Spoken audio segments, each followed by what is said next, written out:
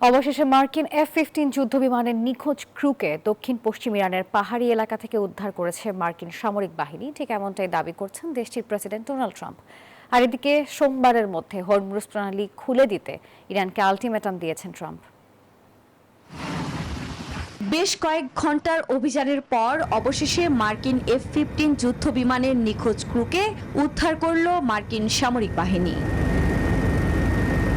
শুক্রবার দুটি মার্কিন বিমান ভূপাতিত করে ইরান। পাইলটকে উদ্ধার করা হলেও নিখোঁজ ছিল ক্রু, যাকে উদ্ধারে ইরানের দক্ষিণ পশ্চিমাঞ্চলের পাহাড়ি এলাকায় অভিযানে নামে মার্কিন ও ইরানের সামরিক বাহিনী। শেষ পর্যন্ত স্থানীয় সময় রবিবার যুক্তরাষ্ট্রের সামরিক বাহিনী তাকে উদ্ধার করেছে বলে ট্রুথ সোশ্যালে এক পোস্টে দাবি করেন প্রেসিডেন্ট ডোনাল্ড ট্রাম্প। ওদের স্বপ্ন পূরণে পাশে থাকতে পেরে আমরা গর্বিত। একে যুক্তরাষ্ট্রের ইতিহাসের অন্যতম সাহসী উদ্ধার অভিযান হিসেবে অভিহিত করেন তিনি।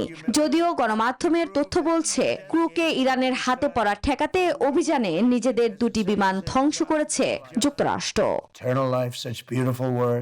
এই পরিস্থিতির মধ্যেই আবারও হরমুজ প্রণালী খুলে দিতে ইরানকে সময় বেঁধে দিয়ে ট্রাম্প বলেন, সোমবারের মধ্যে এটি করতে ব্যর্থ হলে ইরানে নরক নেমে আসবে। পাল্টা বার্তায় মার্কিন প্রেসিডেন্টের এ ধরনের হুমকিকে অসহায়, দিশেহারা ও বিবেচনাহীন আচরণের প্রতিফলন হিসেবে উল্লেখ করেছে ইরান।